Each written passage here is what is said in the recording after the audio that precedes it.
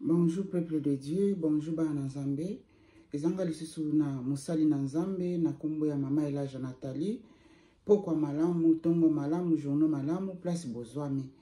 Na yesu sur lelo kokaba na bino bolamu na tata Nzambe. Nzamba za malamu, naza toujours na sena makona Nzambe, kosalela epe kolukelonge na etango nyonso. Tikete to bonde la pote to kende na message na biso ya lelo, na ekotika batu nyonso tupe bakotala message o na maboko na Saint-Esprit a fungola bino matwe na molimo pona ko comprendre message oyo, a fungola bino misu pona ko misu na molimo matwe na molimo pona ko comprendre message pona ko yoka yango. Tikete na bonde la tata Nzambe. Nzambe na bomo emoke na likolo na se, Nzambe na mavula nyonso na adore yo, na invoke yo, na commission Nzambe tata moke na likolo na se, na invoke yo Nzambe akela bakoko na ngai, Nzambe akela milimo nyonso tu, na invoke yo mokonzi ya milimo nyonso tu, na invoke yo Nzambe na Abraham, na invoke yo Nzambe na Lemoloto, na invoke yo Nzambe na koko na nga Simoki Mbango, na invoke yo Nzambe na koko na nga Eli, na invoke yo Nzambe basete na nga nyonso to baleka liboso na ngai, o basalelaki yo Nzambe na verite, yango lobaki na ngai bazali bakoko na ngai. Nzambe na lola papa moke na likolo na se, Nzambe mokonzi na milimo nyonso, Nzambe mokonzi na ba esprit nyonso tu, na beleli yo papa, zwa contrôle na ngai na message opesi na ngai po te na pesa na bana na yo. Merci Saint-Esprit, merci Père Dieu, na tiki moment o nyonso tu na maboko na yo. Nzambe modio mo santo ngana lobate, Saint-Esprit lobakati na ngai. Na tiki moko na moko libota na Nzambe, na tiki moko na moko bana Nzambe Père éternel na maboko na yo. Nzambe maloba na yo Seigneur notre Dieu. Et les kana ko visiter bango place bazwami ba comprendre message oyo na batu nyonso to ba koyoka message oyo. Na sengi na kombo na tata pe na mwana pe molio mo santo. Amen, amen, amen. Bonjour bana Nzambe, bonjour peuple de Dieu, bonjour libota na Nzambe, place nyoto bozwami, tongo malamu, pokwa malamu, après-midi malamu, pe journée malamu na mabota na bino. Lelo susune ko kabala na bino bolamu na tata Nzambe. Bolamu na tata Nzambe oyo na zui yango. Na zui bolamu na tata Nzambe oyo le 7 le 16 bolimbisanga. Na zui bolamu na tata Nzambe oyo Nzamba pesinga message oyo le 16 juillet 2023 na ba 10h55 minutes. Message oyo ezali précisément na kombo ya mwana mwasi Karine Mokonzi. Karine Mokonzi, message oyo ezali pona yo. Nzambe alingi yo o se repentir. Nzambe pa lingi ba Karine Mokonzi mususu pe ba se repentir. Na kende na message po te bo comprendre pona ina lobi ba Karine Mokonzi mususu. Nzambe azwa lokumu. Tata nyonso to alingi bana na ye. Message oyo ezali pona yo Karine Mokonzi pe na ba Karine Mokonzi mususu oyo basalaka musala lokola yo salaka. Nzambe azali ko sepa nango soki mokete. Ngai na lalaki. Nazali ko présenter bon, nazali ko koloba na yona ninga nazali mosali na Nzambe, nasalelaka Nzambe na nzela na YouTube. Oyo ezali mosala Nzambe abenganga na sala nango, nasalela ye. Karine Mokonzi, message oyo ezali précisément pona yo. Nzambe molio mosanto asimba yo, Nzambe molio mosanto amona yo, Nzambe molio mosanto afungola yo miso ya molimo pe matoe na molimo po to comprendre message oyo. Tata nyonso to alingi mwana na ye, bien para nyonso to alingaka mwana na ye. Soki mwana azali kosala mabe, tata wana zwaka fimbo abetaka mwana po tazongisa mwana nzela. Tata wana zwaka avandisaka mwana po tabenda ye matoi po tazongisa mwana nzela. Tata wana pesaka mwana punition po to mwana azongisa mwana nzela. Ezali na ba méthode ebele tata o nyonso to alingaka mwana na ye. Soki mwana azali ko se comporter mabe, soki mwana azali ko tambola mabe, soki mwana azali ko sala misala o ya mabe, soki mwana azali ko sala makambo o ezali ko sepelisa batute, ezali ko sepelisa ye parate. Tata wana na bolingo azana ngo pona mwana na akopinir mwana na pota zongisa mwana nzela. Tata wana ko benda mwana na matoi pota zongisa mwana wana nzela. Tata wana ko beta mwana wana batata mususu babetaka. Akobeta zwa shikoti neti biso na sena moto bakozwa shikoti babeti yo pote bazongisa ona nzela poto répéter makambo wana te. Karine Mokonzi, message oyo ezali yo pe na ba Karine Mokonzi mususu parce que bokoyo ba pourquoi na lobi pe na ba Karine Mokonzi mususu. ngai nalalaki na ngai nalamuki na tongo nde bato nyonso balamukaka. Nzambe alobelaka nga na bandenge ebele. Nzambe akoki koloba na nga nazotala moto na televizio mpe Nzambe azopesa nga message. Nzambe akoki koloba na nga na se na ndoto. Nzambe akoki koloba na nga na voix na ye. Nzambe akoki koloba na nga na nzela ba ange. Nzambe akoki koloba na nga bien na telemi na moto vis-à-vis nazosola na moto. Nzambe azopesa nga message direct. Nzambe asolaka nga na bandenge ebele. Message o Nzambe asoli na nga na ndenge nini. Nalalaki lokola bato nyonso balalaka. Nalamuki le 16 juillet au 7e mois na 2023 à partir de 10h55 na lamuki na tongo siko na yoki susu pongi makasi na kei na ke kolala le na lamuka na yoka pongi makasi seke Nzambe alinga solanga na se na pongi na zongi na ke kolala na lali susu pongi na ba 10h55 kola na lali na pongi bona umeli même pas na pongi wana na yoki voix message wana yaki na ndenge nini ange muta eko pesa nga message wana ange messager Nzambe atindi ange messager apesa nga message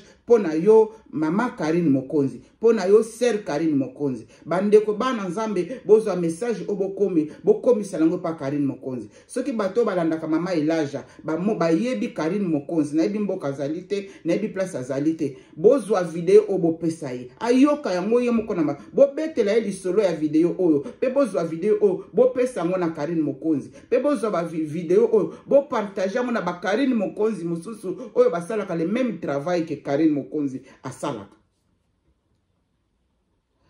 boyo kamaloba oyo ange alobi na ngai ange alobi na ngai boyo Karine Mokonzi na koloba yango exactement ndenge Nzambe alobi yango eza pasi pe mawa Karine Mokonzi zoba ngulu ya mama ya kala bola nanga très bien Nzambe alobi na ngai ba tindi ange message ya koyebisa nga message pona Karine Mokonzi boyoka ndenge Nzambe apesi message na Karine Mokonzi Karine Mokonzi soki nazotala na se awa naza na kai na komaka ba date na ba heure message ya Karine Mokonzi yango awa na pe soki kayango ebomo nango likona mutu na se makolekolo yango nazotala na se Karine Mokonzi zoba ngulu ya mama ya kala l'air na lamuki na palpitation makasi parce que un jour na dazo pesa nga message à Karine Mokonzi azalaki na joie tamukete un jour na l'air azalaki ko pesa nga message à Karine Mokonzi azalaki na kanda Karine Mokonzi Nzambe azo sepela na yo te Karine Mokonzi Nzambe aza na kanda likolo na yo Karine Mokonzi changer comportement na yo Karine Mokonzi repens-toi pe ba Karine Mokonzi misusu pe bo se repentir Nzambe alobi na yebisa yo boy Karine Mokonzi zoba ngulu ya mama ya kala na yeko betisa yo libako te Nzambe alingi yo sala repentance l'air na lamuki comme d'habitude nazwi kaina biki na nga na komi kokoma na komi nga tata Nzambe susu Karine Mokonzi zoba ngulu ya mama ya kala Nzambe azali ko compare yo na ngulu biso no tokendo tanga na kati na Bible tokendo mona Nzambe alongolaki Yesu alongolaki milimo mabe na batu atiango atindaki na kati na bangulu donc esprit o evandi na kati na yo ezali esprit ya ngulu Karine Mokonzi Nzambe alingo sala repentance biso no toyebi ngulu na physique ne ngulu azali nyama ya salite bola nanga bien o ezali ba révélation cachée pona Karine Mokonzi pe na ba Karine Mokonzi misusu ngulu azali nyama moko ata uti ko sokola siko ata sokoli siko akozonga na potopoto ngulu azali nyama oyo azali ko sanza azali ko lia bilei nae ngulu azali nyama oyo alingaka propreté ngulu azali nyama oyo amesani na salite avanda kalikolo ya bolimbisanga na ba terme na ko bimisa po ete sunga mwana Nzambe moko ngulu soki mutu asumbi nye ngulu akende kolia nye wana ngulu aliaka biloko oyo ya propreté ngulu azali nyama moko ya salite na keko tala na Bible ngulu azali nyama oyo azali babengi unclean azali nyama ya propreté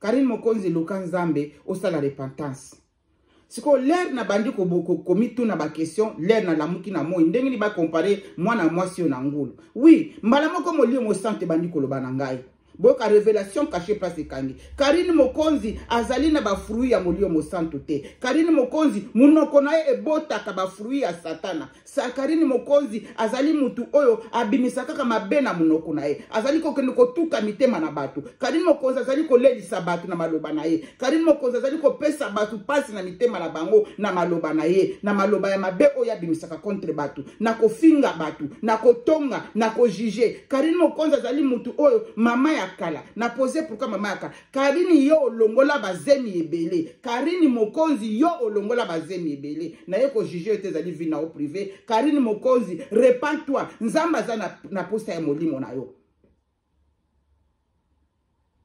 Karine Mokonzi sala repentance sincère. Place yo zali, place yo zwami. Luka mosali na nzambe ya solo. Ko luka basali na nzambe ya mabumute. Luka mosali na nzambe ya solo. Oya kambami na molio mosantu. O nzamba zali ko utiliser na bosolo. O zali ko banga nzambe na vérité. Abonde la pona yo. Karine Mokonzi fu yo lekana na kati ya losambo makasi. Luka mutu moko asungo na ba prière. Karine Mokonzi repens-toi. Ezali moment na yo.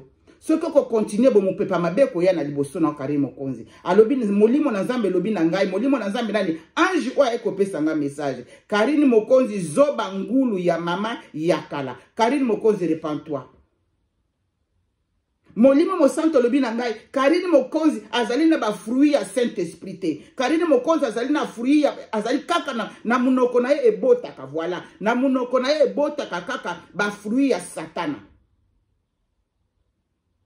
Ba fruit ya satana ezali kotonga, ba fruit ya satana ezali ko critiquer, ba fruit ya satana ezali ko finga, ba fruit ya satana ezali ko bebisa, ko kende ko détruire, ko zokisa mitema na batu, ko kende ko tuka mutema na nzambe. Karine Mokonzi batu oyo fingaka, yo kela bangote. Karine Mokonzi batu oyo tongaka, okela bangote. Karine Mokonzi batu oyo sosolaka, o kritikaka. Karine Mokonzi yo kela motute. Mokeli na likolo na se, mokeli na milimo nyonso tu, mokeli na batu nyonso tu. Atelemi po tayebisa yo lelo. Karine Mokonzi repens-toi, repens-toi sincèrement. Karine Mokonzi luka nzambe. Nzamba aza na posa na yo. Nzamba azali na enveloppe oyo vani motli mone vandi kati na yango eko sayote. Enveloppe ezali mabele, enveloppe kokita na mabele. Karine Mokonzi molimo na mokona suko kokende wapi. Nzamba alingi yo zonga na sena maklone Karine Mokonzi. Fungola matoya ya molimo oyo kangayo. Saint-Esprit a visité au place ozwami. Pena ba Karine Mokonzi mususu. Bo se repentir. Molio mosanto alobi Karine Mokonzi azali na ba fruit ya Saint-Esprit te. Karine Mokonzi yo zali na ba fruit ya Saint-Esprit te. Karine Mokonzi luka oza na ba fruit ya Saint-Esprit. Nzamba aza na posa molimo na yo. O ezali fimbu nzamba eko beta yo Karine Mokonzi. Po te o se repentir. Po te o tika mabe. Po te o tika makambo oyo salaka. O salaka. Karine Mokonzi boni olelisi bato na sena moyo. Karine Mokonzi boni obetisi bato mabaku. Karine Mokonzi boni odumisi mission maya mission ya bato na sena moyo. Karine Mokonzi repens-toi. Ezali tana yo Karine Mokonzi. Nzamba lingi yo. Me molimo oyo eza kati na yo vandi kati na enveloppe na yo. Nzamba lingi yango te. Yo moko fungola ba porti. Oyebi ndenge nini okotaki kuna na kati po to fungola ba porti okoma ndenge yo komi lelo. Karine Mokonzi kanga ba porti.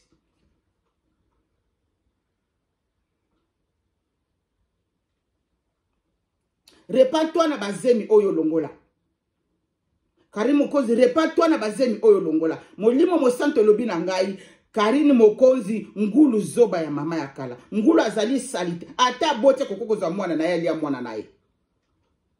Soka yoki nzala ngulu soka yoki nzala kozwa aboti banebele azoka mwana na ye moko ali mwana na Karine Mokonzi repens-toi. Basali na nzambe o bazali tutotu soki osambelaka soki osambelaka te luka nzambe soki po yambana nu Yesu te yamba Yesu Kristo masia mokonzi mobikisa kaka Yesu mutabikisaka mutu moko te na sena moya bikisaka mutu tozali wana nzambe ali ko utiliser biso to pesa bino ba message na nzambe boye ba ko luka yelongi na nzambe pamba te o ezali enveloppe pamba molimo na nzambe ko longwa un jour enveloppe ko zonga na sena mabele lera enveloppe no ko zonga na masena mabele molimo na o Karine Mokonzi ko kende wapi ami na yo Karine Mokonzi ko kende wapi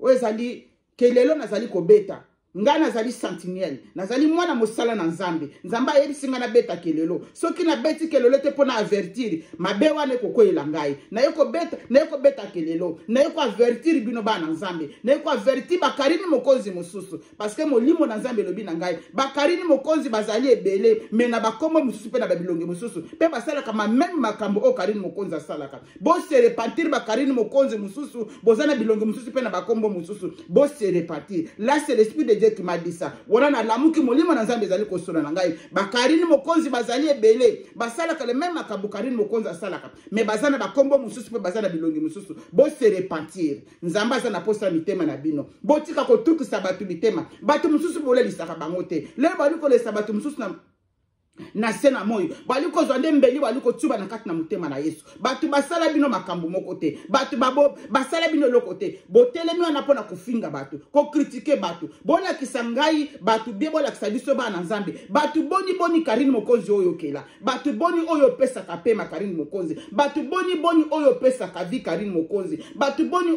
oyo latisa ka ole isaka batu boni oyo futela ba ndako bavandaka po to finga ka bango po to tukisa ka bango mitema kofinga kayo finga kabatu wana bazali bekelamu ya nzambe ozali kofinga nzambe indirectement ozali ko corriger nzambe indirectement karini mokonzi repent-toi karini mokonzi repent-toi karini mokonzi repent-toi nzambe azali na posa na se repentir sala repentance sincère soki osali yango te karini mokonzi mopepeza na liboso na vi na yo mopepeza na liboso ya porte na karini mokonzi lere nzambe avertisaka parce que asimbi déjà mopanga na Seigneur asimbi deja mopangana karini mokonzi soki ba pasteur na ba yebisaka ote nzambe abomaka na kanda na eliko na biso na bana bato soki to pesi nzambe kanda nzambe abomaka nzambe ko détruire yo bobosa na teli solo na Sodome na Gomorrhe nzambe abomaki parce que mabe kotaki mingi na mboka wana nzambe abimisaki ba oya ye karini mokonzi mupepe ya nzambe telemi liboso a porte na yo karini mokonzi pena ba karini mokonzi misusu mupanga na nzambe zana liboso na porte na yo na ye ko yebisa yo karini mokonzi repens-toi karini mokonzi repens-toi likolo ezali koyoka ngai monde des esprits ezali koyoka ngai karini mokonzi repens-toi maintenant luka elongi na nzambe message oyo ezalaki le 16 bolimbisa ngai le 16 juillet 2023 na 10h55 nzambe na Israël asala bino bolamu nzambe na Israël bana nzambe na sengi na bino botinda message comme la Karine Mokonzi c'est très urgent nzamba zali na kanda ya Karine Mokonzi yo sepelisaka nzambe te Karine Mokonzi molimo mosanto alobi boyo yo zali kaka na ba fruit ya satana ozali na ba fruit ya Saint Esprit te kati na yo